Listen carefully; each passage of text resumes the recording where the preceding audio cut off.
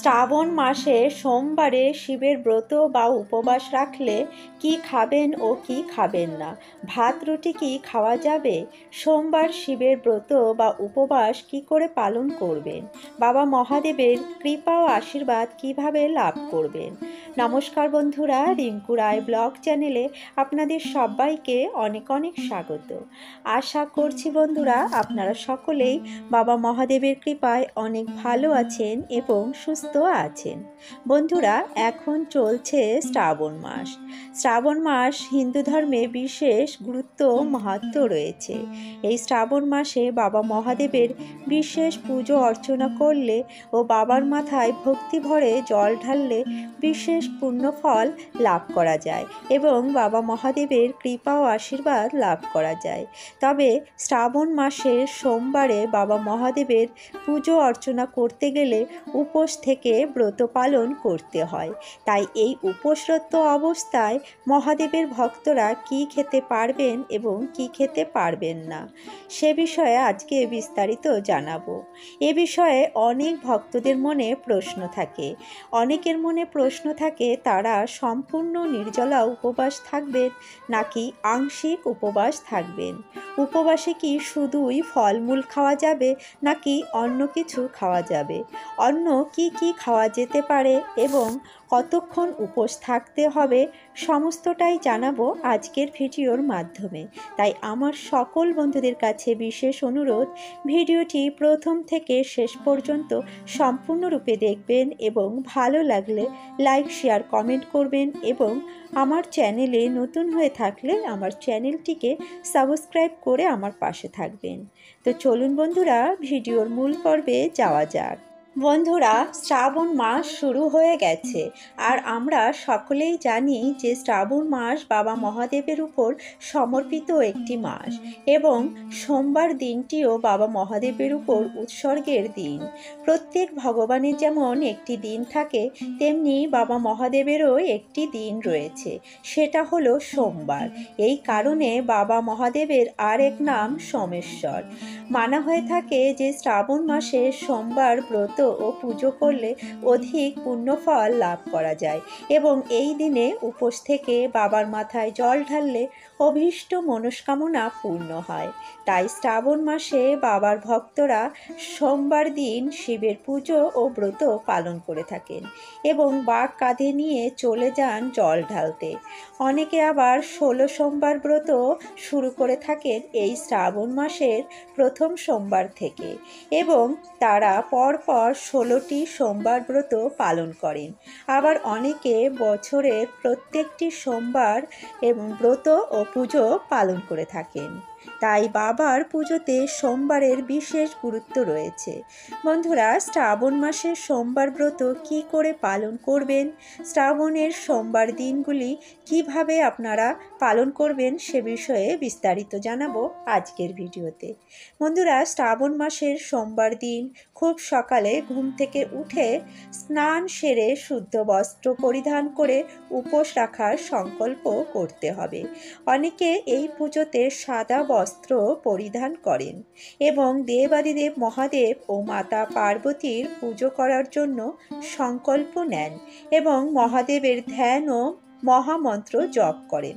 তারপর তারা সারা দিন উপবাস থেকে সন্ধেবেলায় পুজো করেন এবং পুজো শেষে ব্রত কথা শ্রবণ করেন এবং এরপরে তারা উপবাস ভঙ্গ করেন।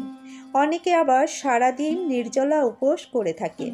অনেকে আবার 12টার মধ্যে পুজো করে ফল মূল সাবুদানার খিচুড়ি দুধ দই খেয়ে আংশিক উপবাস পালন করেন, কারণ সকলের পক্ষে নির্জলা উপবাস করা সম্ভব নয়। শরীর ও স্বাস্থ্যের উপর নির্ভর করে অনেকে আংশিক উপবাসও করে থাকেন। শিব পুজোর উপবাস অনেকে অনেক রকমভাবে করে থাকেন, তবে আপনি আপনার শরীর ও স্বাস্থ্য বুঝে উপবাস পালন করবেন। বন্ধুরা, যারা সোমবারে বাবা মহাদেবের পুজো ও ব্রতের উপবাস রাখবেন তারা মূলত সাত্ত্বিক আহার গ্রহণ করবেন, কারণ শ্রাবণ মাসের সোমবার শিব পুজো ও ব্রতের উপবাসে ফল আহার করা যায় এবং 16 সোমবার ব্রতেও ফল আহার করা যায়, কারণ ফল আহার সাত্ত্বিক আহারের মধ্যে পড়ে। তবে বন্ধুরা, টক জাতীয় ফল আপনারা এই ব্রতে কিন্তু গ্রহণ করবেন না, কারণ কোনো ব্রতেই উপবাসে টক জাতীয় ফল গ্রহণ করা উচিত নয়। তাই চেষ্টা করবেন কোনো প্রকার টক জাতীয় ফল না খাওয়ার। আপনারা সিজনাল মৌসুমি ফল ও আপনাদের পছন্দের যে কোনো মিষ্টি ফল আপনারা খেতে পারেন। শ্রাবণ মাসের উপবাসে মিষ্টিও গ্রহণ করা যায়, কারণ মিষ্টি সাত্ত্বিক আহারের মধ্যে পড়ে। এছাড়া দুধ, দই, ছানা, পনির ইত্যাদি খাওয়া যায় এবং সাবুদানার খিচুড়িও খাওয়া যায় এবং নানা প্রকার সবজি রান্না করেও খাওয়া যায়। তবে সবজি রান্নার ক্ষেত্রে আপনারা সাদা লবণ ব্যবহার করবেন না, সিন্ধি লবণ বা সন্ধক লবণ ব্যবহার করবেন। যে কোনো ব্রতের উপবাসে সন্ধক লবণ ব্যবহার করা উচিত। এছাড়া আপনারা সোমবারের উপবাসে দুধ, সাবু মাখা বা সাবুর পায়েসও খেতে পারেন। অনেকে ১৬ সোমবার ব্রতে সাবুদানার খিচুড়ি বা দুধ সাবু মাখা অথবা সাবুদানার পায়েস বানিয়ে খেয়ে থাকেন। এছাড়া আপনারা বাদাম, কাজু বাদাম, কিশমিশ, আমন্ড ইত্যাদি নানা প্রকার ড্রাই ফ্রুটও খেতে পারেন। তো চলুন বন্ধুরা, এবার আমরা জেনে নিই উপবাসরত অবস্থায় বা এই দিনে কি কি খাওয়া যাবে না। বন্ধুরা, আমরা আগেই জেনেছি যে বাবা মহাদেবের ব্রত উপবাসে সাত্ত্বিক খাবার খেতে হয়। তাই উপবাসরত অবস্থায় বা ওই দিনে উপবাস ভেঙে যাওয়ার পরেও কোনো প্রকার আমিষ জাতীয় জিনিস বা খাবার খাওয়া যাবে না এবং কোনো প্রকার পেঁয়াজ রসুন খাওয়া যাবে না। আপনারা সবজি খেলেও কোনো প্রকার বেগুন খাবেন না, কারণ শ্রাবণ মাসে বেগুন খাওয়া উচিত নয়। এছাড়া শিব পুজোয় ব্রতে উপবাসে আটা, ময়দা, চাল, ডাল, সুজি ও বেসনের তৈরি ইত্যাদি জাতীয় খাবার কিন্তু খাওয়া যাবে না। অর্থাৎ চাল, ডাল, আটা, ময়দা বা সুজির জাতীয় কোনো জিনিসের বানানো কোনো খাবারই কিন্তু খাওয়া যাবে না। অর্থাৎ ভাত, ডাল, রুটি এবং লুচি ও সুজি ইত্যাদি তৈরি জিনিসও খাওয়া যাবে না। তো বন্ধুরা, আমরা জেনে নিলাম শ্রাবণ মাসের সোমবার শিব পুজোর ব্রতে ও উপবাসে আমরা কি খেতে পারবো এবং কি খেতে পারবো না। তবে বন্ধুরা, আপনারা আপনাদের শরীর ও স্বাস্থ্য বুঝে উপবাস পালন করবেন। বন্ধুরা, আপনারা শ্রাবণ মাসের সোমবারের শিবের পুজো ও উপবাস সঠিকভাবে পালন করতে পারলে বাবা মহাদেবের বিশেষ কৃপা ও আশীর্বাদ লাভ করতে পারবেন এবং বিশেষ পুণ্যফল লাভ করতে পারবেন।